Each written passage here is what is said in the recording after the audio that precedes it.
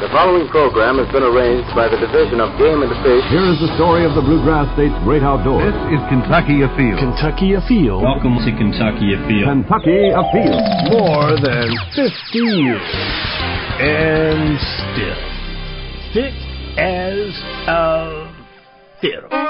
This is Kentucky Afield Radio. This is Ron Rohde, Kentucky Afield's first host back in 1953. Now, I'm proud to present Charlie Baglin. I remember thinking back on May 25th, how I wish it could just stay May 25th. But time flies, and it's winter. Holidays are here, New Year's. So to prepare for the long, cold winter ahead, we have the Department of Travel and Tourism in the house with events and getaway ideas perfect for beating cabin fever, trout fishing, wildlife tours, and other creative ways to throw another log on the fire. We fill the cold weather calendar next on Kentucky Afield Radio. Boys were in trouble. About 10 seconds later, he said boys were going down. A true story. And it sunk right out from under us. 20 degrees. Within seconds, one boating trip went straight down. The water was bone-chilling. Once you hit that water, it's so cold you can't move. The human body wasn't designed for this. It took my breath away as soon as I hit it, and my hands were so cold in a matter of seconds that I couldn't pop the clip on my waders to get them off. Conditions were so bad it's amazing that anybody survived. Perfect for duck hunting, but not for a swim in the middle of a river. Going overboard is never the thought. You have to think ahead. Fun can turn frantic in seconds. There's no time to react when your world just sinks out from under you. 3 hunters, 2 survivors, 1 reason. Your life jacket's got your back. Make sure your first mate isn't your last. I really don't think that I could have made it without a life jacket. Your Kentucky Department of Fish and Wildlife reminds you, your life jacket's got your back, and the backing of sportsmen on winter water everywhere. Welcome to Kentucky Afield. Merry Christmas, Happy New Year. This is Charlie Baglin. You know, generally with Christmas, the world stops. And what I mean by that is time stops. We don't care what's going on next week or next month. It's all about now. It's about Christmas. It's about the New Year. It's about what's going on at your church, about carols, about gifts for kids, the tree, the meals, folks coming to visit, excitement, merriment. But this week, we're going to look ahead because I've got news for you. It is just a matter of days until the tree is down, the New Year excitement is over, and then what? It's winter. Now what? My guests today, Scottie Ellis and Seth with the Kentucky Department of Travel and the Office of Adventure Tourism, are with me to talk about ways that winter isn't the end of the world. There are things right here in Kentucky to go, see, do. So, welcome to the two of you. Thanks, Charlie. Thanks for having us again. Big Christmas at your all's house? Not my house. But a family member's house who drew the short straw. Big at the family's house, yes. Also not at mine. Did you spend much time in Pikeville? I did. I spent a few days in Pikeville, seeing the parents and the brothers and the in-laws and all that good stuff, so that was fun. You're not married yet, right, Scott? No, I am not. Hey, there's a new year coming. Besides trying to fix Scottie up and get her married in the new year. Better her than me. Let's talk about other things we can do in winter in Kentucky other than watching basketball. When I look at January, at least we can start the year with a day off. Yes. So that's good. So that means football. Mm-hmm. We have Martin Luther King weekend coming up. There's Groundhog Day. But anyway, there are several opportunities to get out and get away. Let me start it with this question. Do you have to have organized things? Is there something you can just go do in winter in Kentucky without having to find it on a schedule someplace? Oh, absolutely. Absolutely. In fact, I would be willing to say that wintertime may be even the best season of the year to get out for kind of unplanned, unstructured activities. For example? Well, I believe we've talked about this in the past, but wintertime is one of my favorite seasons to be outdoors. It's a great time of year to hike. if you've got some cold weather hiking gear. Or in Kentucky, it's not uncommon for us to have some pretty mild days in the winter where you don't really need, much special at all. You can simply get out, explore, the 10,000 plus miles of trails we have all over Kentucky. And generally you'll be, out by yourself. It's a great time to be alone in the woods. You'll see things you don't see in other seasons when we have more leaves on the trees and more foliage. So it's a really good time to be outside, kind of a tranquil, fun outdoor experience. You can paddle in the wintertime if you have the appropriate clothing and paddling gear. Usually we have a lot of precipitation in the winter months here in Kentucky, so that means many of our streams and creeks that may not be as elevated other times of the year will have appropriate water for paddling if you're into that type of paddling. So that's an opportunity, and you don't need any special event to do that. Just watch the weather, have your gear packed up, and you can go at a moment's notice. And have a friend. Yeah, that's Take absolutely. someone with you. There was a friend of mine I had once who said, I'll go, but I'm not going to go alone. Mm-hmm. And the water temperature and the air temperature together needed to equal 100. Have you ever heard such a formula? I haven't. So if it were 50-degree water, 50 degrees outside, he would do it. If it were 40 degrees and outside and the water was 40, then no, he's not going to do that. That would be too dangerous. Right. I guess that makes sense. Yeah. I've never heard of that before. Well, along with, I think, taking a partner, it's important to also let someone know where you're going, whether it be you're on the water or if you're going out for a wintertime hike. Make sure somebody knows where you're at and when to expect you back is just a good rule of thumb all the time, but especially in the cold weather months. Plan what you're going to do and do what you plan. Yeah. And let somebody know what this is when you expect to be home. Because if it starts straying an hour, 2, 3 away from that, then you're worrying people back at the house. Right. Don't do that. In winter in Kentucky, we have trout fishing. A lot of people will say, well, I'm not going to fish in the winter, but there are trout fishing opportunities in Kentucky on these stocked streams. Now, I don't have a ton of information other than going all the way through March 31st. You can catch and release these. It's by law, if you're on a certain designated portion of this delayed harvest stream, you can go, but you can catch some whoppers, but you have to release them. April 1st, you can keep them or turn them back in for catch and release. You pick. But don't overlook trout fishing in winter in Kentucky for rainbow trout. Wildlife is on the list. What can we do in winter, in the dead of winter, to appreciate wildlife? Our state parks offer several different wildlife excursions. You can see eagles, you can see elk, and you can see sandhill cranes. I believe those are the 3 most popular trips that are available in Kentucky during the winter months. And like I said, those are available at several of our different state parks. Sandhill cranes. Scottie, have you ever seen them? I have. They're very unique-looking birds, and I actually went to one of the viewings at Barren River Lake State Resort Park, where, of course, they're offered during their Nature Watch weekends. And it's a really neat event to take advantage of. And the great thing about Barren River is the night before the watch, they actually give you a little educational session, and it's conducted by a wildlife biologist. So that way you know exactly what you're looking for and what you're taking in when you're out there the next morning. It's probably worth mentioning. We mentioned elk, which live here, bald eagles, which live here year-round, although there are more here in the winter because some have migrated down from the north where it's really cold, and their waters are frozen over. But sandhill cranes, this is what the park's website says. Sandhill cranes are a transient species. They make a stop here in Kentucky on their winter migrations to states farther south. So there's a smaller window of opportunity to see sandhill cranes. And I don't know if it's like the swallows at Capistrano or not, where they come back on the same day, but are you familiar enough with it? Is it weather dependent? Is it light dependent? Do they always migrate through on that same weekend? I believe it's both dependent on the photo period, the amount of daylight we have in a 24-hour period, and, of course, weather. As their northern habitats and northern food sources get covered up by snow or ice or just get frozen over, then they'll start to, like you said, Charlie, they'll move south in search of new places to stay, warmer climates. So I believe, though, they're fairly consistent in a several-week window there, and I believe they've, they start back towards the latter part of November is when you'll start to see them come into this area being central Kentucky. Barren River Lake, of course, Barren River Lake State Park is, of course, the park that does these tours.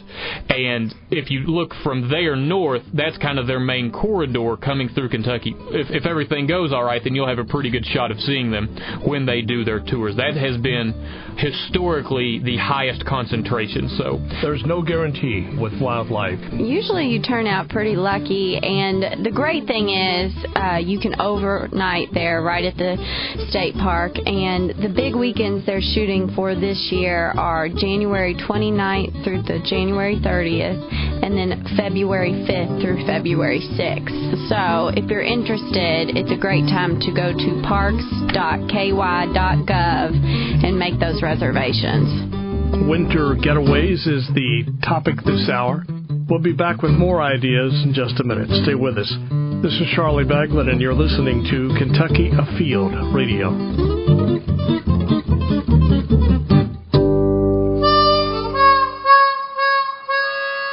This is Kentucky Afield Radio. My name is Charlie Baglin, and here with the gift of ideas on how to beat the winter doldrums as we peek past the Christmas and holiday break. Scottie Ellis with the Kentucky Department of Travel and Tourism is here, along with Seth Wheat of the Office of Adventure Tourism. And maybe this is your year to catch a bald eagle weekend.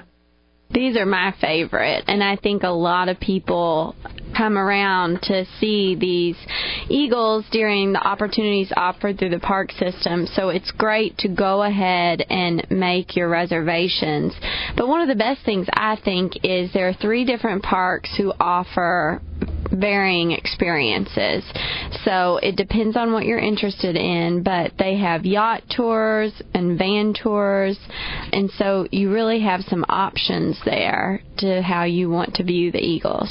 We did a show on this a couple of weeks ago, so I'm not going to go into a lot of detail, but just know that it's an option if you're looking for something to do and say, there's nothing to do in Kentucky in winter but go to Florida. Well, that's wrong. That is incorrect. Absolutely. There are fun things to do, and these eagle trips are certainly among them. Get in your car, drive to western Kentucky. Mm-hmm. These are at the land between the lakes, Barkley Lake, Kentucky Lake. They are on a heated yacht.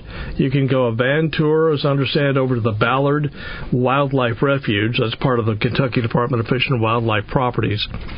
I'm thinking it's about 8,000 acres, and you'll see not just bald eagles over there, but holy cow, you have Canada geese and snow geese, and that's part of those weekends, mm-hmm. right? Several different species of ducks, and sometimes as many as 100,000 of them out there at the Ballard Wildlife Management Area.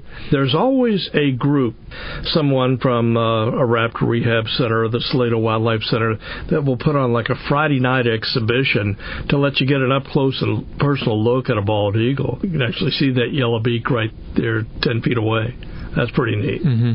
So, what are the dates? Kentucky Dam Village State Resort Park is hosting their yacht tours and van tours on January 9th and 10th. Lake Barkley is hosting their yacht tours and van tours on January 23rd and 24th.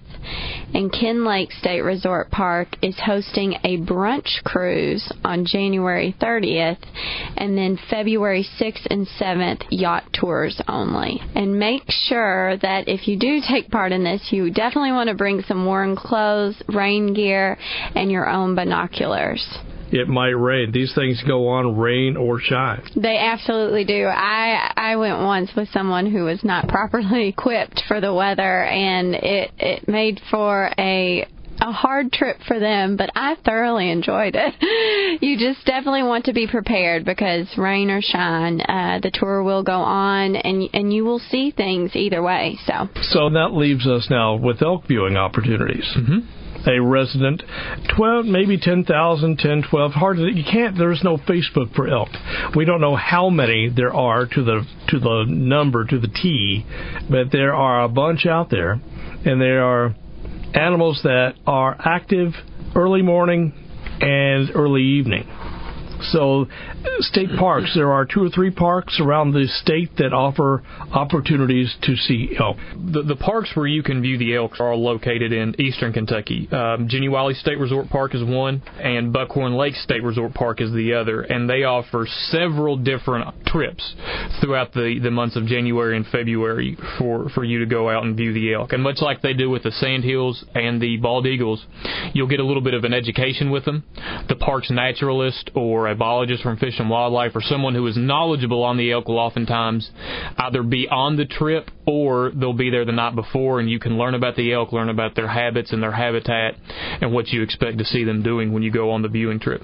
And they leave very early in the morning, so you want to leave plenty of time for sleep because you're going to be getting up early and getting in the vans and heading out pretty early. So when you say early, let's say, I don't know what time winter sunrise is, but let's say it's 6. That means you have to be where you're going to be before 6, and it may take an hour to get there. So you're getting up. So you may be getting out of bed at 4 in the morning. Is that true? That is true. But it's definitely worth it. It's a heck of a sight to see. And the late afternoon, we did a fall elk trip. It was late afternoon. We saw them as the sun was setting. I don't know which is more popular or which is more prone to give you good views. Do you know? I think we have good turnout on each. Both experiences, produce viewing. But as far as which one is better, I think it's just probably if you can get up in the morning or if you can't. We went in the afternoon because we didn't want to get up in the morning. There you go. Exactly. And we saw elk, and so we had a good time. And those are usually, the afternoon are usually from 4 to 8 p.m. So you're right, you do get to see, you don't miss the sun going down. It's a pretty view, and then on the opposite end of that, you see the sun come up. Winter travel in Kentucky, it's probably done more than we think it is. Yeah, and I think especially among people living in Kentucky, like you said, we've got several holidays in the months of January and February where the kids may be out of school or you may have a day off work, and that's a great time to take a long weekend trip or even just a day trip to a nearby state park, national park, wildlife management area. The hunting season is still in for waterfowl and several other species through January. So, it's a great time to get out, and I think definitely see a lot of local travel. And if you're not from Kentucky, it's a great time to come into the state and do a quick little trip to check out some of the things we have to offer. How about this? We invite people from out of state to come to our state. We show them around a little bit. Or maybe we don't show them around, but say, hey, I know you're into photography. We've got a winter photography weekend. Why don't you come down, and maybe if we can connect somewhere along the trip going or coming. I like to invite people to Kentucky because it's more than Muhammad Ali and Kentucky Fried Chicken and the Derby. It's more than bourbon. I want people to see what I see every day and unfortunately take for granted. Absolutely. Too often. But they come, they see things. Oh, that's cool. I didn't know you had Cumberland Falls. Oh, that's cool. I didn't know you had Red River Gorge. I didn't know you had elk. And our number one searched item on KentuckyTourism.com is cabins. And our website is far-reaching. It has traffic from international visitors as well as domestic.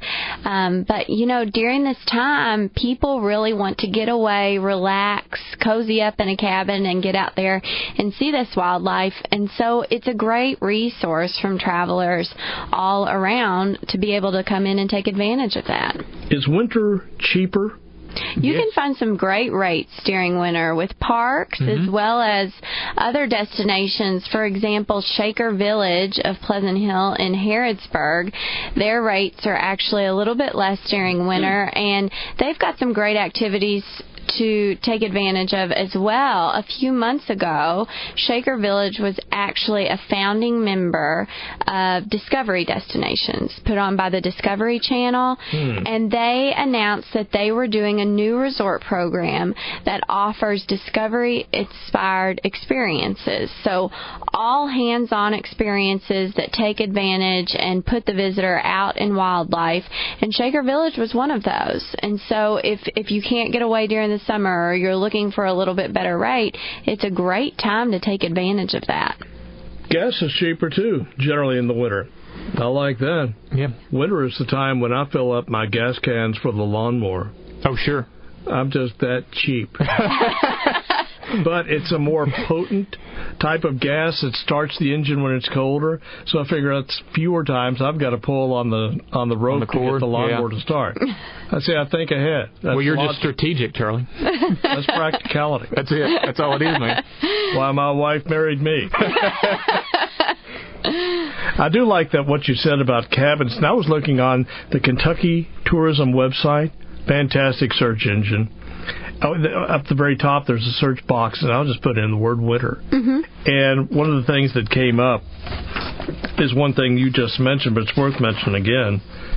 Cottages with fireplaces. Do all state parks, or how many state parks actually feature cottages with fireplaces? I couldn't give you the exact number, but the great thing is when you go to parks.ky.gov, they have the search engine set so you can specifically click on your areas of interest. So if you want a cottage that has a fireplace and the whole cozy comfort winter, environment going on, then you can select that so the search options that appear meet those needs. We have 7 resort parks that stay open 7 days a week throughout the winter. Cumberland Falls, General Butler, Jenny Wiley, Kentucky Dam Village, Lake Barkley, Lake Cumberland, and Natural Bridge. The remaining resort parks operate on a Thursday through Sunday schedule. But any park that has cottages is open 7 days a week throughout the winter, and they have, like we've already talked about, there are very affordable rates throughout the winter months for these cottages. And you can find your fireplace. You can find one with an outdoor grill if you like to grill in the snow. You can find different numbers of bedrooms and different features and amenities, so you can really get what you're looking for at the state parks. Winter travel opportunities for a week or a weekend is the topic this hour. My guests are from the Kentucky Office of Travel and Tourism, photography, adventure, survival. Coming up on the list in the next half hour. Stay with us. My name is Charlie Baglin. You are listening to Kentucky Afield Radio.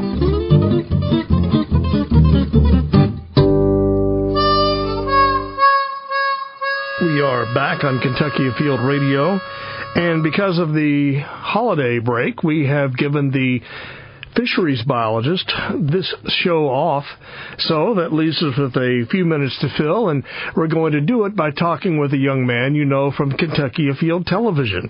I guess you've heard by now, host Tim Farmer is retiring. So you started in 1995, so that's... It is host, yes. That was what... So you had a little better than 20 years under your belt as the host. That's pretty good. That's a good run, man. So what's your best memories from the show? You know what? What I take away is memories of a lot of good people, a lot of original characters. When I was a kid, I would see an outdoorsman.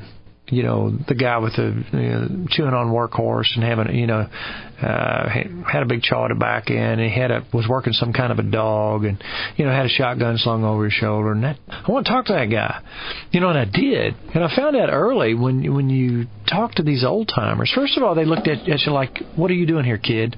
Why are you wanting to talk to me?" And then when they saw that you were genuinely interested, they were fascinated by that. They, in turn, wanted to share that knowledge with you. And so I kind of continued that quest right on into Kentucky Afield and searched out those characters. Like, you remember Ruth Brain? Yeah. 80-some-year-old fishing guy, just recently passed away. She was close to 100. The Randall Gibsons. Yeah. The countless people, the Philippe Rocas, the characters that we've had on our show over the years. I remember Louise Mandrell and one of the Everly brothers. Enos from Dukes of Hazzard. Yeah, I mean, the characters, television characters, rock stars, Ted Nugent, the people that we've gone out with. I actually got to do a concert with Don Everly and sing Phil's part. That's some cool things. And the Mandrell sisters, wow. I remember back in 1995, Byron Crawford and I introduced you, and you were a little nervous. I was a lot nervous. For as confident as you were as a sportsman, you were a little nervous being in front of the camera. Well, you were used to it. That great big eye looking at me didn't blink either, Charlie, just sitting there. And I remember Byron said, "Hey, Farmer," he said, "just pretend like you're talking to your grandmother." And you know what? I got it. You raised your kids on the show. Yeah. Elizabeth and Rebecca. Yep. Now, they're no longer little children. No. Elizabeth is married in Chicago, almost 30 years old. Rebecca is in Lexington, and she is still interested in the outdoors. Now, Elizabeth is more my city child. She's up there in the wilds of Chicago. I couldn't do that, but she's always liked the city. So no grandchildren yet? Well, now, I have a blended family. Nikki and I have been married for 10 years. So between all of them, and they all get along, it's like the Brady Bunch, we have 5 kids. Now, one of those kids is now running the camera for me at Tim Farmer's Country Kitchen. And doing the editing and a co-executive producer of the show. Nice. So it's a family business. Indeed it is. You have been living on wildlife schedule, and wildlife oftentimes up at dawn, and that means you're up before dawn on the road and traipsing the state. I guess you'll enjoy sleeping in a few mornings now. You know what, Charlie? I forgot how to sleep in. I tried. It's not Doesn't working. Work. No, I'm usually up before daylight. But, I have a small farm now, and, I'm doing a lot of gardening. We got sheep and critters, and we raise a pig and chickens. And, we're doing as much as we can on the farm. Now, how do you leave the best job in the world? It's not easy because, we're so familiar with each other. We have a good time. But it was tough to leave, but I do think it's time. And I'm not leaving television entirely. I'm still going to do the Country Kitchen show, still doing the music show. I'm going to slim my schedule down just a tiny bit. Well, it will not be the same around here without you, and best of luck. Thanks, Charlie. Stay with us. This is Charlie Baglin on Kentucky Afield Radio. I am a college student. My future is bright. I know soon it'll be my turn to take care of the planet. But today, I can continue to buy a Kentucky Nature license plate, the plates that say Nature's Finest. Since high school, they've saved miles of clean-flowing streams, forests, and in my lifetime, over 77,000 acres across our state. I can't wait to see what's down the road. See you with me. Next time you renew, choose the Nature Plate, plates that keep the bluegrass green. This is Kentucky Afield Radio. My name is Charlie Baglin. If you're just joining us, my guests are in from the Kentucky Department of Travel and Tourism, Seth and Scottie. Our seasonal show on events around Kentucky can get up and go see and do. Don't let cabin fever set in. And I hate to go talking about the holiday season as if it's in past tense already, because it's not. But the idea here is to talk about the post-holiday season, and that it has a lot to offer, too, just in case winter tends to get you down. Not everybody celebrates Christmas and New Year. My wife's sister, brother-in-law, both came in early. Some folks will wait and come in January. Maybe somebody's coming in to visit you post-holidays. Scottie, you're looking at me. And just like you said, John James Audubon State Park in Henderson, it may not be a resort park, but those cabins are open. We just had our family come in, and they stayed there, and they didn't want to leave. They were so happy to be there. So it's definitely something to take advantage of. Or, like me, if you have family coming in, make sure you offer those. It's a lot more cozy and a lot more attractive than a cold, bare hotel room when you're traveling for the holidays. Yeah. So if you have people coming in, they can stay at your house, or you say you may prefer to stay at the nearby state park. Our state parks are located where they are for a reason. There's something worth seeing or worth exploring at all of our state parks, so it's a great option. Can we talk about some of the events that are going on? When I put winter in the search box on your website, up came several things, and one Winter Photography Weekend. That sounds fun. Yeah, and everyone's, really into photography now with social media the way that it is.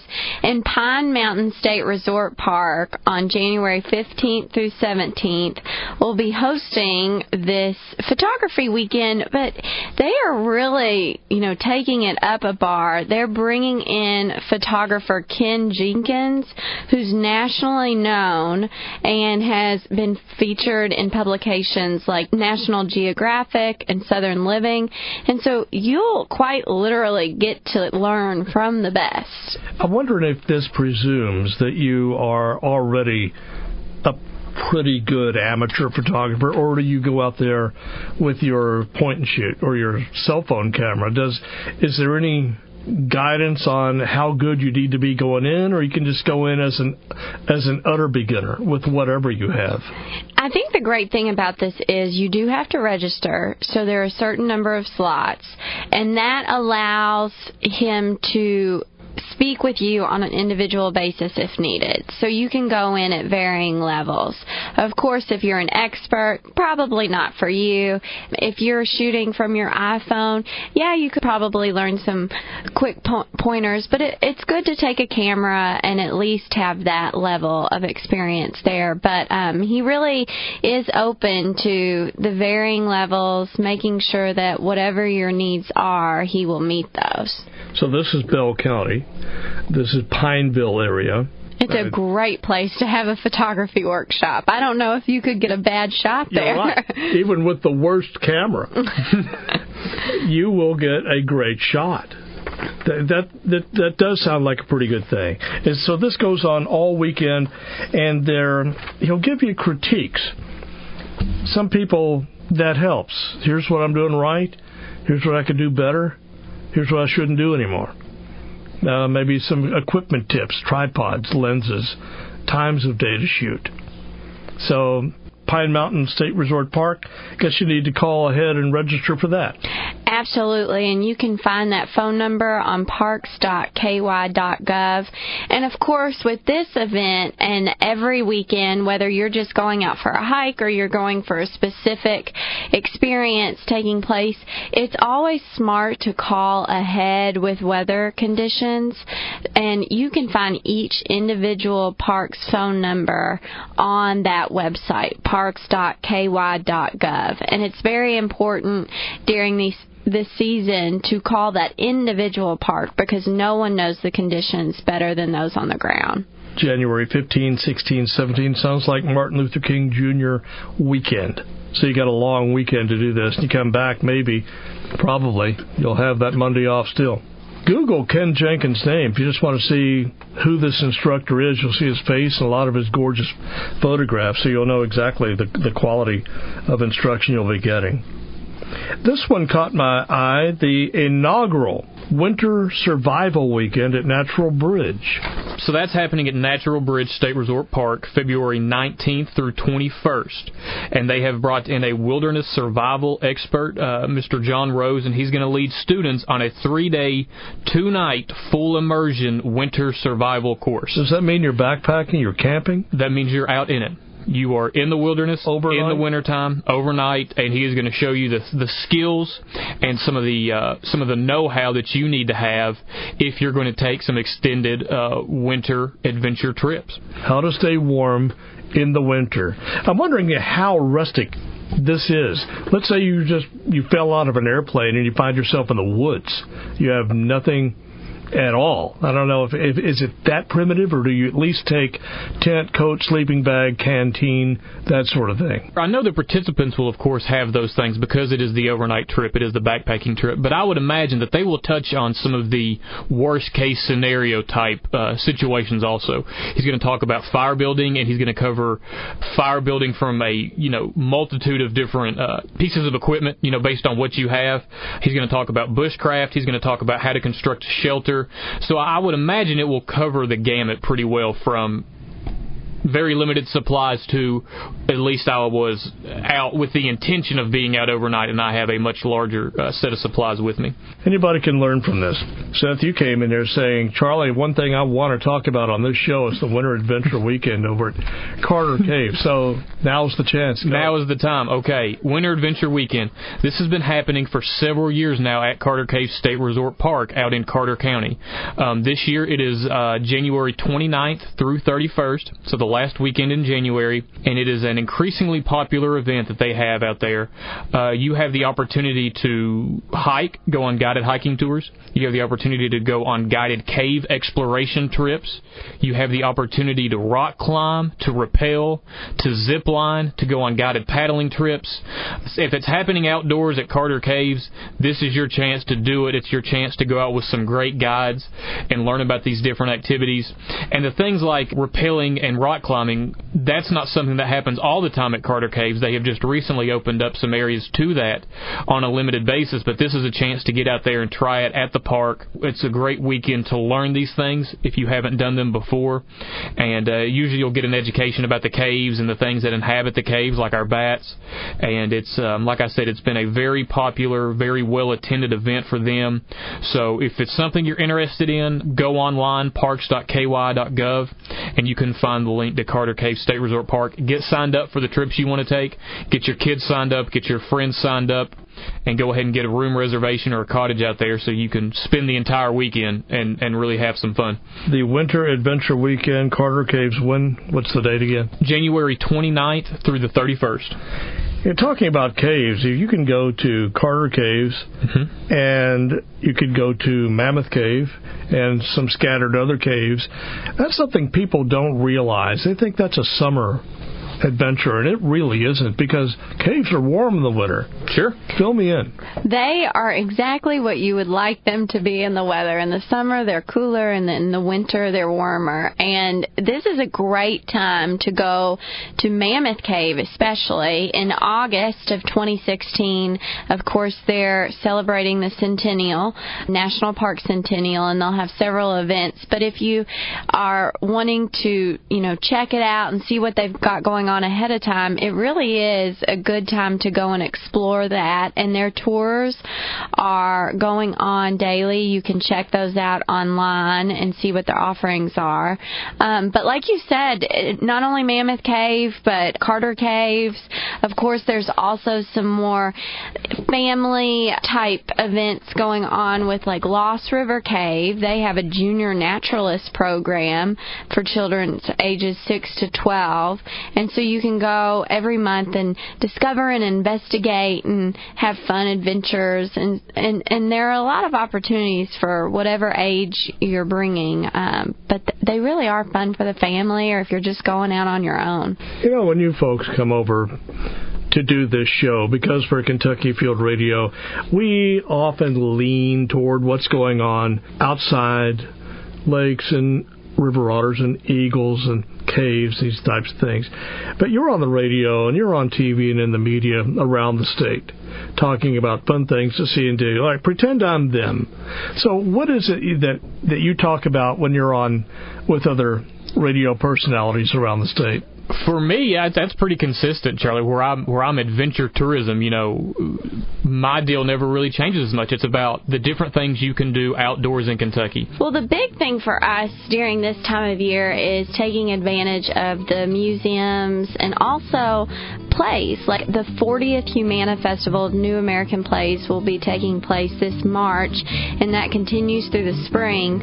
But Actors Theater in Louisville, every year, it's an internationally known event.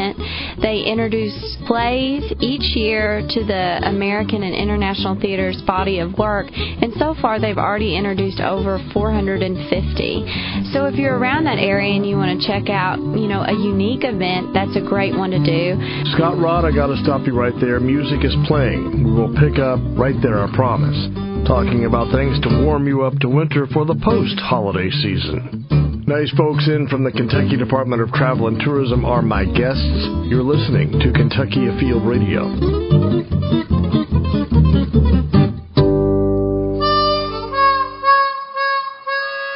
Back with our final few minutes on Kentucky Afield Radio. My name is Charlie Baglin. We have been talking this hour on a few ideas for after Christmas, after the New Year's, to keep the spirits high as we head to the dead of winter. Seth Wheat from the Kentucky Office of Adventure Tourism and Scottie Ellis from the Kentucky Department of Travel. They are smiling, they are festive, and Scottie, I cut you off a minute ago. You were talking about indoor opportunities. There is Museum Row in Louisville, which of course includes Slugger. They have the Ollie Museum, and now the Fraser History Museum, which of course has the history of arms and experiences like that. But they just introduced a Prohibition exhibit, which is pretty fabulous, and I would highly recommend going to check that out because you get to learn about how otherwise law-abiding citizens, broke the law to take in this spirit. And Fraser will be unrolling several new exhibits around bourbon in the next coming months. So it is definitely a place you want to keep your eye on. Let me ask you, because I know you're an outdoors woman, you like to do marathons, you like to kayak. Is winter inherently out to get you? Is it as bad? I remember my mother telling me when I said, it's wintertime, don't go outside. You'll catch your death of pneumonia. I don't know where she got this information, but I never did. We're still here. I built snowmen, and I went outside and played in the snow. And I probably came in and got sick every now and then, but I didn't catch my death in cold. And I don't know if it's really fair, but because you're out, I know you run. It doesn't matter if it's summer or winter. Are there precautions that people should take if they're going to go out in winter? Yes, absolutely. Depending on the activity you are interested in, it is always smart to get the appropriate gear. As you said, I'm a big runner, and if I went out in my regular running clothes and tried to run the mileage I do during January, I would not make it. But when I put on Under Armour and tools like that and make sure that my body is covered but not too heavily, I can run all day. And in fact, I prefer it to summer or spring. But you really have different items of clothing and gear depending on the activity you're looking towards. As Seth said earlier, this can be a big time of the year for paddlers, but they're not going to wear the same thing as a runner would. So really make sure you do your research and prepare ahead of time. But I quite often find that people really enjoy winter if they are dressed appropriately and have what they need to complete the activity. No cotton. Polyester instead of cotton. If it says cotton, if you want to dress right for the winter, the biggest thing that I've seen, check the label in your clothes that says cotton, don't wear it. Right. You want moisture-wicking fabrics. You want lightweight stuff that retains heat. And, we're really pretty fortunate now that we're living in a time where we have several different options and several different affordable options for clothing and gear that is kind of up to snuff to be worn, in the winter months and in some harsh weather. Absolutely. And one of the best things you can do is go to an outdoor store. They are experts. They are usually the ones out there on the weekends taking advantage of it. And tell them what you're interested in doing, whether it be hiking or paddling or running, and ask them what would be the best product for you to purchase. If you can't afford it on that level, ask them their recommendation to find something more in your budget and price range, and they will certainly do it. They are very helpful, and I will tell you what, they've saved me a time or two in making a wrong decision. Do you wear mittens or do you wear gloves?